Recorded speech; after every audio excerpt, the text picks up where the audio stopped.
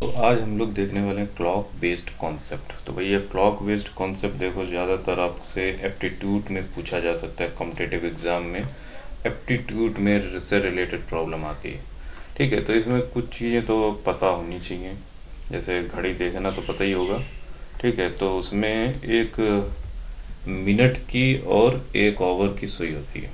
जैसे अगर हम एक घड़ी की बात कर लें तो उसमें एक मिनट की सुई होगी जो कि बड़ी होगी, और एक जो होगी ओवर की सुई होगी। ठीक है, तो एक मिनट की हो गई, इसको हम बोल दे रहे हैं ये मिनट की, ये बड़ी वाली। और जो कि छोटी वाली होती है वो घंटे की सुई होती है ना, ओवर की सुई होगी छोटी वाली। ठीक है, तो ये इतनी तो बेसिक बात पता ही होगी, तो यहीं से ही हम लोग चालू करते हैं। तो एक हो गई हमारी ओवर एंड, और दूसरी जो हो गई हमारी वो है मिनट एंड। ठीक। अच्छा, तो भाई इन दोनों के विषय में चर्चा थोड़ी करनी पड़ेगी। तो देखो, सबसे बड़ी बात, मान लो कि ये यहाँ पर 12 होता है, यहाँ पे 6 होता है। ठीक है, ये हमको पता है। ठीक। अब ये बताइए कि यहाँ पे अगर हम ओवर एंड की बात करें तो 12 घंटे में, 12 ओवर में, एक 12 ओवर में एक चक्कर लगाता है। 12 घंटा जब पूरा कर लेगा ना, या ओवर वाली जो सुई होगी, जो 12 घंटे जब पूरे कर लेते तो उसका एक चक्कर होता है, एक चक्कर, है ना, 1 राउंड। ठीक है, तो 1 राउंड कंप्लीट होता है। तो वो कितना होगा, 360 पूरा स्वेप करता है, यानी 0 से 360 तक। तो अगर हम बात करें एक ओवर में कितना डिग्री चला जाएगा, यही जब 12 ओवर में 360 डिग्री मूव कर जाता है, तो एक ओवर में कितना मूव करेगा, 12 को 360 से डिवाइड कर देंगे तो कितना हो जाएगा। 12 को अगर हम 360 से डिवाइड करें तो 360 डिग्री को अगर हम 12 से डिवाइड करें तो ये बच रहा है 30 डिग्री। यानी एक ओवर में ये 30 डिग्री मूव करती है, जो ओवर की सुई है। ओवर की जो सुई है वो 30 डिग्री मूव कर गई।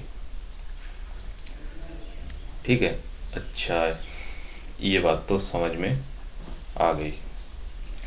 अगर हम ओवर को मिनट में चेंज कर लें तो, अगर हम ओवर को मिनट में चेंज कर लें तो एक घंटे में हमें पता है एक ओवर में कितने मिनट होते हैं, 60 मिनट।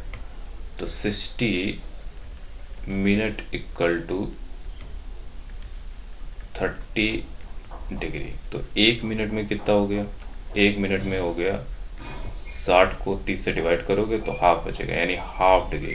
तो इसका मतलब क्या हुआ कि जो घंटे की सुई होती है ना, वो एक मिनट में हाफ डिग्री ही आगे बढ़ती है। कितनी, हाफ डिग्री आगे बढ़ेगी।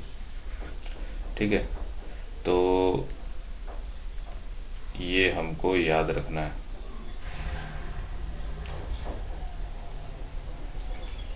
ठीक है, चलो, तो कौन कौन सी बातें याद रखनी है वो देख लेते हैं। तो सबसे पहली बात हमको याद रखनी है एक ओवर की और एक मिनट की। एक मिनट में हाफ डिग्री मूव करता है, एक ओवर में 30 डिग्री मूव करता है। कौन सी, ओवर वाली सुई। ठीक है, तो 12 ओवर में एक कितना, 360 राउंड पूरा करता है। अब आ जाते हैं मिनट के बारे में बात कर लेते हैं। देखो भाई, जो ये मिनट वाली है ये एक घंटे में 360 डिग्री मूव करता है। कितना मूव करता है, 360 डिग्री। तो लिखेंगे एक ओवर में ये मूव कर जाता है 360 डिग्री। ठीक है, ऐसे इक्वल टू ना लिख के एरो लगा देता हूँ।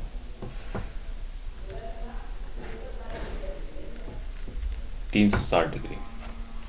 अब अगर हम इसको भी मिनट में लिख लें तो एक ओवर में यानी 60 मिनट यानी 360 इसको इससे डिवाइड करोगे तो 1 मिनट का आ जाएगा। तो 1 मिनट में ये देखो ये 6 डिग्री मूव करेगा। कितना मूव करेगा ये? 6 डिग्री मूव करेगा।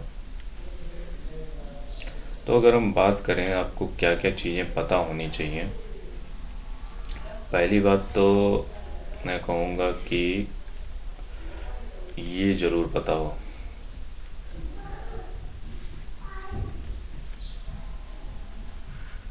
एक ये बात और एक ये बात आपको पता हो। ठीक है, पहली बात ये आपको पता होगी, दूसरी बात ये कि 1 ओवर में ये 360 मूव करता है और ये 12 घंटे में एक राउंड कंप्लीट करता है, तब ये 360 कंप्लीट करेगा। ठीक है, और 1 मिनट में ये 6 डिग्री मूव करेगा और 1 मिनट में ये ओवर वाली हाफ डिग्री मूव करेगा। अब अगर हम इन दोनों सुइयों का हम रिलेटिव स्पीड निकालें, रिलेटिव स्पीड, तो क्या होना चाहिए? तो लिखेंगे रिलेटिव स्पीड। देखो दोनों सुई एक ही डायरेक्शन में मूव कर रही हैं, तो इन दोनों की रिलेटिव स्पीड आपस में क्या होगी? सब्सट्रैक्ट होंगी। दोनों की स्पीड जो होंगी वो सब्सट्रैक्ट होकर रिलेटिव स्पीड देंगी। तो 6 डिग्री, देखो 1 मिनट में 6 डिग्री मूव करता है, तो इसकी स्पीड कितनी होगी? अगर हम इसकी स्पीड की बात करें तो 6 डिग्री पर मिनट हुई, और इसकी हो गई हाफ डिग्री पर मिनट। ये स्पीड हो गई इसकी। तो इसीलिए मैंने ये रिलेटिव स्पीड में इन दोनों को माइनस कर दिया। तो कितना आएगा ये? 11/2 डिग्री पर मिनट।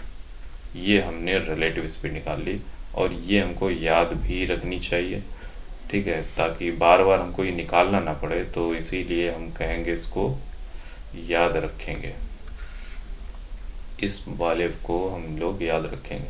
तो इन चीज़ों को हमें याद रखना। अच्छा, अब प्रॉब्लम कैसे बनती हैं वो अब हम लोग देखते हैं कि प्रॉब्लम इनसे रिलेटेड किस तरीके से बन सकती हैं। तो चलें अब हम लोग देखें प्रॉब्लम। तो सबसे पहले एक क्वेश्चन ले लेते हैं। क्वेश्चन ये है कि एक वर्कर है जो फैक्ट्री, जो कि नोटिस दैट ओवर एंड जो है on factory clock has moved by 225 यानी 225 degree during her stay at factory. For how long did she stay in factory? वो ये कह रहा है कि जब उसने फैक्ट्री में काम कर रहा था, तो उस समय जो फैक्ट्री की क्लॉक है वो 250 डिग्री मूव की जब तक वो फैक्ट्री में रहा। ठीक है, तो अब वो ये पूछ रहा कि इसे घंटे में बताइए। चलो इसको घंटे में बताएं कि ये कितनी देर वहाँ ठहरा होगा। ठीक है, तो कितना ये मूव कर गया? 225 डिग्री इतना मूव कर गया। तो हमें पता नहीं है कि कितने घंटे में वो मूव कर गया, कितने घंटे वो फैक्ट्री में रुका होगा। तो x ओवर हम मान लेंगे। तो x ओवर में मान लो 225 डिग्री मूव करता है। ठीक है, हमें यही निकालना है x। तो हमें पहले से पता है कि 1 घंटे में जो घंटे वाली सुई है वो 30 डिग्री मूव करती है, जो हमने पहले देखा था। ठीक है, अच्छी बात है। तो हम क्या करेंगे? 1 डिग्री का निकाल लेंगे। 1 डिग्री कितने? 1/3 आवर। अब क्या करो, 225 से इसको मल्टीप्लाई कर दो। 225 डिग्री से आप इसे मल्टीप्लाई करेंगे, 225 से आप इसे मल्टीप्लाई करेंगे, तो ये आ जाएगा 225 डिग्री में कितने घंटे होंगे, यानी 7.5 आवर। इतनी देर वो स्टे किया होगा। तो इस तरीके से सिंपल क्वेश्चन इस पे बनते हैं। जैसे अब हम टाइप ले लेते हैं। मान लो एक अलग अलग टाइप के क्वेश्चन हो सकते हैं। टाइप नंबर 1, इसमें आपसे पूछा जा सकता है कि मान लो 11:30 बजे आप बताओ कि कितने एंगल बताओ ओवर एंड में और मिनट एंड में।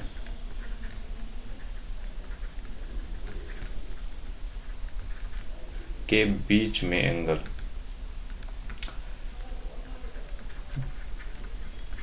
बीच का एंगल कितना होगा।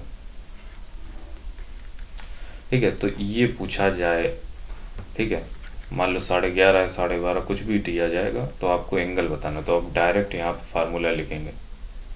वैसे इसका मेथड भी है लेकिन हम इसको सीधे फार्मूले से क्रैक करेंगे। थीटा इक्वल टू आपको लिखना है मॉड 30A माइनस 11/2B, जहाँ पर A इक्वल टू क्या है, आवर वाला, और B जो है वो है मिनट। जैसे 11:30 यहाँ पे दिया, ठीक है, मान लो 11:45 ले लेते हैं, थोड़ा सा वैसा 11:45, ये इसका हमें पता करना है कि 11:45 पर दोनों सुइयों के बीच में कितना एंगल होगा। तो हम क्या जानते हैं कि ओवर वाला जो है वो A है और ये है B। ठीक है, तो थीटा इक्वल टू 30 × 11 माइनस 11/2 × 45 निकाल लेंगे। मान लो क्वेश्चन में दे दिया 11:40 पर बताओ, तो ये क्या हो गया, A हो गया, ये हो गया B, और इस पर मॉड लगाना ना भूलें। तो theta equal to mod 30 × 11 minus 11/2 × 40, इसे कैलकुलेट कर लीजिए। तो ये इस तरीके से सिंपल क्वेश्चन है। इसका आ जाएगा 110 ये थीटा इक्वल टू 110। इस तरीके से ये क्वेश्चन बनाया जा सकता है। ठीक है, तो हमको यहाँ पर क्या याद रखना है, इस फार्मूले को याद रखना है। जब भी हमसे पूछा जाएगा ये है एंगल डिफरेंस, इसको क्या बोलेंगे, ये angle difference between over and minute and. ठीक है, तो ये समझ में आ गया। अब चलते हैं नेक्स्ट पॉइंट पे। How many time minute and over meet और coincide. Type number 2, type number 2 में है how many time minutes and over and meet या कॉन्साइड। ठीक है, तो अब यहाँ पर दूसरा टाइप हम देखने वाले। पहला टाइप हमारा कंप्लीट हो गया जिसमें कि हमने angle between minute and over and निकाला। ठीक है, अब इसमें हमें पता करना है कि कितने बार मिनट एंड ओवर कॉन्साइड करेंगे। ठीक है, तो उसके लिए हम आपको कुछ चीज़ें बता देते हैं, जैसे कि जो याद रखनी है वो है 1 घंटे में, देखो 1 घंटे में सिर्फ एक बार, सिर्फ 1 टाइम ओवर और मिनट एंड कॉन्साइड करती हैं ये सब 1 घंटे में। एक बार वो मिनट वाली जो होगी वो पूरा घूमती हुई जाएगी और उतने में ओवर एक ही बार उसको कॉन्साइड करेगा। लेकिन एक और बात है कि 12 घंटे में ये 11 बार कॉन्साइड करता है, ये आपको याद रखना है, इसका यूज़ होगा। ठीक है, जैसे क्वेश्चन में आपको दे दिया, मान लो 14 घंटे में बताओ कितनी बार कॉन्साइड करेंगे। जैसे क्वेश्चन दे दिया कि बताओ 14 घंटे में कितनी बार कॉन्साइड करेंगे, तो देखो 12 घंटे को आप इसे 12 में तोड़ लो क्योंकि 12 से ज़्यादा है, तो ये इसको हम लिखेंगे 12 ओवर प्लस 2 ओवर। तो 12 घंटे में कितनी बार कॉन्साइड किया, 11 बार कॉन्साइड किया। 2 घंटे में कितनी बार कॉन्साइड किया, यस 2 बार कॉन्साइड किया। तो टोटल कितनी बार कॉन्साइड किया, 13 बार कॉन्साइड किया। इसका आंसर है 13 बार। अगर हम मान लो 50 घंटे दे दिया, 50 ओवर, तो फिर इसको 12 में तोड़ लो, 12 प्लस 12 प्लस 12 प्लस 12, 12 दूनी 24, बातें चौथे 12 चौक 48, 4 50, 2 ओवर और। तो ये कितना बार, 11 बार हो गया। ये भी 11 बार हो गया, ये भी हो गया 11 बार, ये भी हो गया 11 बार, ये हो गया 2 बार। तो 11 दूनी बाई 11 33 11 44 44 45 46 यानी 46 बार। तो ये सिंपल सा मेथड है, बस इसमें ये याद रखो, बाकी निकाल सकते हैं। ठीक, अब इसमें एक और वैरायटी तैयार हो सकती है, जैसे कि मैं बताऊं कि आपसे ये पूछा जा सकता है, बताओ कि इसमें टाइम दे दिया जाएगा कि 8-9 के बीच में किस पोजीशन पर दोनों सुइयां मीट करेंगी। ध्यान से सुनो, मैंने कहा कि कोई फिक्स टाइम दे दिया जाएगा, जैसे 8 या 9 या 10 या 11, है ना, इन दोनों के बीच में बताओ कि कहाँ पर दोनों सुइयां मीट करेंगी। तो क्वेश्चन से ही समझ लेते हैं। क्वेश्चन होगा between 8 to 9 at what time both hand will meet। इस तरीके का क्वेश्चन हो सकता है। तो भाई इसमें हम आपको एक डायरेक्ट फार्मूला बताते हैं, इसको आप ए मान लीजिए, इसको आप बी मान लीजिए। जब भी कभी दिया जाएगा इस तरीके से दिया जाएगा, 8 9 12 3 ऐसे करके कुछ भी दिया जा सकता है। तो ए टू बी, इसके लिए आपको फार्मूला लगाना है a इंटू 30/11/2।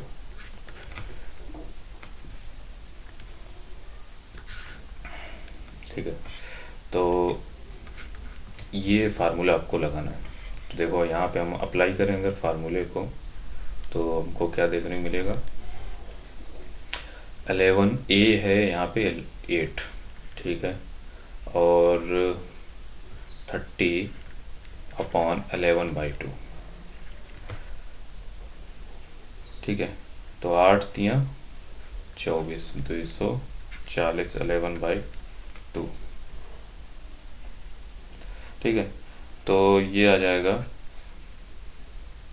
240 इंटू 2 को ऊपर ले जाएं, नीचे 11 हो जाएगा, और ये हो जाएगा 43 7/11 मिनट। ये मिनट में है, ध्यान रखना ये मिनट में रहेगा। तो इस तरीके से हम आंसर आ जाएगा हमारा। तो ये एक सिंपल सा मेथड है, इसको याद रखना कि ए से बी जब बीच में पूछा जाएगा कि कहाँ पर किस टाइम पे मिलेंगे, तो वो इस टाइम पे मिलने के लिए ये वाला फार्मूला यूज़ करना। और अभी हैं वैरायटी, वो भी हम देखेंगे।